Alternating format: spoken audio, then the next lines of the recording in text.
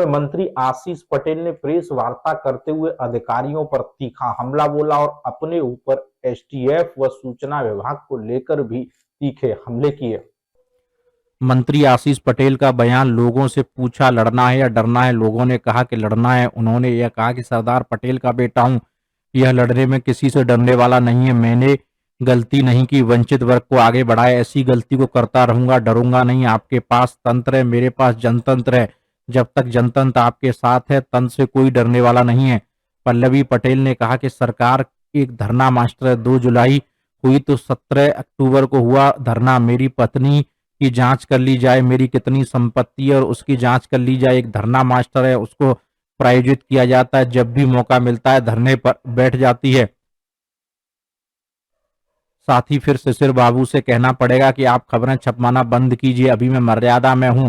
अगर आपको मर्यादा डालेंगे तो मैं मर्यादा भूल जाऊंगा। एसटीएफ का वह कौन सा अधिकारी है जहां सिर्फ विधायक जा सकता है, वहां 2 आदमी को धरने के लिए भेजा जा रहा है। उत्तर प्रदेश के एक बड़े व्यक्ति इस रात में धरने को उठाने भी पहुंच जाते हैं। साथ ही उन्होंने कहा कि मैं एसटीएफ के उनके अधिकारियों के बारे में जानना चाहता हूं, जिसने विधानसभा में परिंदा भी पर न मार सके, उस विधानसभा में 2 लोगों को धरना देने के लिए छोड़ दिया।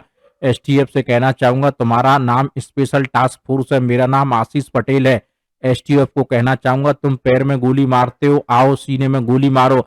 आप डरा के 69,000 शिक्षकों के भर्ती को दबा नहीं सकते। मेरी सुरक्षा आप लोग कीजिए। मेरी राष्ट्रीय अध्यक्ष को केंद्र सरकार से पूरी तरीके से पैक कर रखा है, उनका केंद्र सरकार की सुरक्षा है, पर मैं तो आपके भरोसे हूं। इकबाल अहमद, लखनऊ, समाचार 24। उसके आधार पर हमने सारे विभागों से कंसेंट लेकर के, अभिमत लेकर के हमने उसको डीपीसी कर दिया। तो अब ये तो सूचना विभाग का दायित्व है कि ये गलत हुई है डीपीसी या सही, इसका स्पष्टीकरण जारी करना चाहिए। 2 ही चीज हो सकती है, या तो डीपीसी सही हुई है और या तो डीपीसी गलत हुई है। अगर डीपीसी सही हुई है तो उसका भी सूचना विभाग को स्पष्टीकरण जारी करना चाहिए। क्यों नहीं जारी कर रहा है सूचना विभाग स्पष्टीकरण? और गलत हुई है तो उसका भी स्पष्टीकरण जारी करे सूचना विभाग। वही सवाल की सरकार के मुखिया के पास आपने शिकायत की, विभाग अंतर्गत सरकार के अधीन। देखिए, एक सवाल का मैं जवाब दे दूं। हम लोग एनडीए के घटक दल हैं, हमें जहां जो विषय रखना होता रख दिए हैं, पर इतना जरूर कहूंगा कि एसटीएफ के किसी अधिकारी ने, मैं तो कह रहा हूं ना, जिस दिन मिस्टर धरना मास्टर धरने पे बैठी थी, उस दिन उनके टेलीफोन पर लगातार कौन सा पुलिस का अधिकारी बात कर रहा था, एसटीएफ का कौन अधिकारी बात कर रहा था, और उसने 2 ऐसे कौन व्यक्तियों को भेजा था जहां पर परिंदा भी पर नहीं मार सकता, वहां पर रात में 2 लोग धरने पे बैठे थे। तो मेरा स्वाभाविक तौर पे एसटीएफ पे सवाल तो है ही है। और अगर एसटीएफ मेरे खिलाफ कुछ षड्यंत्र करेगी तो मैं तो जवाब दूंगा ही। खतरा भी है आपको एसटीएफ से? अरे खतरा, जो षड्यंत्र के आगे तो खतरा ही होता है, खतरा है उसके आगे। अब आप अपने शब्दों में, षड्यंत्र के आगे होता क्या है? मेरी सुरक्षा के लिए मुझे ZY और XXX श्रेणी नहीं चाहिए। मुझे तो मेरी सुरक्षा के लिए मेरे कार्यकर्ता पर्याप्त हैं। लेकिन मैं इतना बता दूं कि खतरा तो मुझे है ही है। जब षड्यंत्र है तो षड्यंत्र के आगे खतरा होना स्वाभाविक है। सुरक्षा की मांग करेंगे? अरे तो मांग किससे करेंगे? अरे मंत्री हैं। अरे सुनिए, मंत्री को खतरा है। मैंने तो आपको प्रूफ के साथ बता दिया कि 2 आदमी भेजे गए थे। उस दिन का मिस्टर एंड मिसेस धरना मास्टर का मोबाइल, उस दिन का रिकॉर्ड चेक करा लीजिए। कौन सा पुलिस का एसटीएफ का अधिकारी लगातार बात कर रहा था। इतना काम तो आप करेंगे नहीं कि उनका मोबाइल रिकॉर्ड मंगवा लें। मंत्री जी कौन है धरना? अब आपको भी जो 2 अक्टूबर को वो 2 जुलाई को धरना करे, 17 अक्टूबर को धरना करे, अब उसके बाद भी बताने की जरूरत है। और सुनिए, वो तो आप लोगों की बड़े प्रिय है धरना मास्टर ना, क्योंकि आपको एक इवेंट चाहिए। हाँ, ये बात, इससे मैं सहमत हूँ। मैं इससे सहमत हूँ। अरे आप बड़े भाई हैं, मैं कहाँ से कहूँगा। मंत्री जी, क्या मुख्यमंत्री शिकायत की इस विषय में आपने? जो मैंने मुझे जहाँ कहना था कह दिया। मुख्यमंत्री से नहीं करेंगे शिकायत? मैंने फिर आपसे एक चीज कहा मेरी भी कुछ पीड़ा है, मेरी पीड़ा सिर्फ, मेरा निवेदन सुन लें, नाराज ना हो, सुन लें। अगर किसी विभाग, किसी सरकार में कोई मंत्री गलत काम नहीं किए हैं या तो गलत, तो स्पष्टीकरण देने की जिम्मेदारी किसकी होती है? राज्य के सूचना विभाग की। सूचना विभाग स्पष्टीकरण क्यों नहीं जारी कर रहा है? क्योंकि मिस्टर शिशिर सिंह चाहते हैं कि वो और मंत्रियों का मान मर्दन करके उन्हें आनंद आता है, पर मैं मान मर्दन से दबने वाला नहीं हूं। कितने मंत्री रो रहे हैं, कभी उनके जाइए, सबके घर पे बैठिए, चाय पीजिए, अपना दर्द उड़ेल के रख देंगे, लेकिन उनकी कुछ मजबूरियां होंगी, बेचारे कुछ बोल नहीं रहे हैं। पर मेरी कौन सी मजबूरी है? मैं तो ठन गोपाल हूं, लेके चल दूंगा। और भी मंत्री पीड़ित हैं क्या इसमें? आप कह रहे हैं और भी लोग? ये तो आप पता कर लो, आप तो बैठते भी हो सबके साथ, आपको तो पता है कौन कौन पीड़ित है।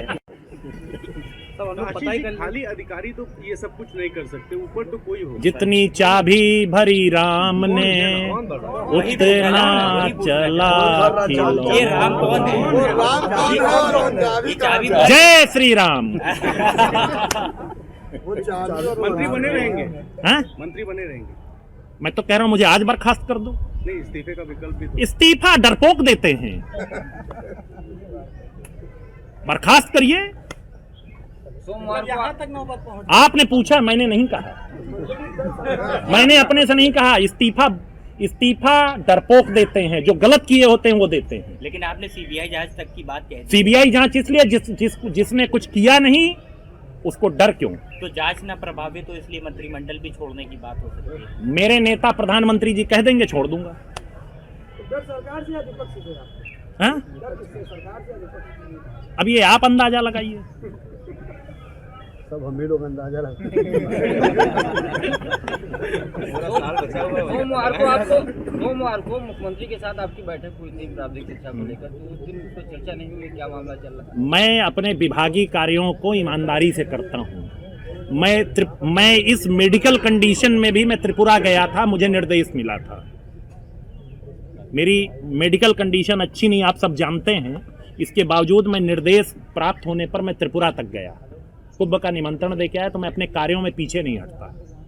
सीएम के साथ बैठक हुई थी तो इसमें चर्चा? बिल्कुल, सीएम के साथ बैठक हुई थी, हमने विभागीय बातें सारी रखी। अच्छा मंत्री जी, आपने भी कहा कि जो आपको निर्देश मिले थे डीपीसी से पहले, पंचम तल से, मुख्यमंत्री कार्यालय से, ये मैंने नहीं कहा। अभी आपने कहा कि आपने डीपीसी के लिए बना जो फिर मैं आपको क्लियर कर दूं, डीपीसी की है यम देवराज साहब ने, सुझाव मिले थे आपको। यम देवराज साहब ने पत्रावली मैंने मुख्यमंत्री कार्यालय भेजी है डीपीसी होने के बाद, और विभागों से हमने अभिमत लिया। जब सबसे ओके होके आया तो हमने डीपीसी किया।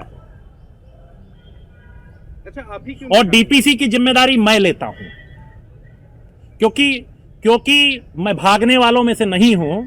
अगर डीपीसी मेरे विभाग में हुई है तो उसकी जिम्मेदारी मेरी है, लेकिन अगर गलत हुई है तो मुझे सजा मिलनी चाहिए। लेकिन अगर सही है तो किसी की प्रतिष्ठा के साथ मान मर्दन नहीं होना चाहिए। आप ही पे निशाना, आप ही पे क्यों जा रहा है? अब इसको भी आपको बताने की जरूरत है। बता दीजिए। जब तक हम 69,000 का विषय उठाएंगे, जब तक हम आउटसोर्सिंग में भर्ती का विषय उठाएंगे, तो निश्चित तौर पे कुछ लोगों के पेट में दर्द होगा। तो दर्द की दवा तो मेरे पास है नहीं। मंत्री जी, विषय तो राजभर भी उठाते हैं, प्रकाश राजभर वो भी साथ में हैं, उन्होंने इस तरह का कभी दर्द? किसी के बारे में हम कोई टिप्पणी नहीं करेंगे। सबकी अपनी अपनी गाड़ी है, कौन कितनी स्पीड से दौड़ रहा है आपको बताने की जरूरत नहीं। इस मामले में आप राष्ट्रीय स्तर पर बात उठाएंगी कि नहीं? गृह मंत्री से मिलेंगी या फिर प्रधानमंत्री से मिलने की कोई आपकी योजना है या मिल चुकी है? मैंने पहले ही कह दिया कि सबको सब कुछ जानकारी है। आपके जरिए नहीं होता है, फिर आगे की रणनीति क्या रहेगी? ज़रूरी ये नहीं है ना जानना कैसे है, किस माध्यम से है, सबको सब जानकारी है, ये महत्वपूर्ण बात है।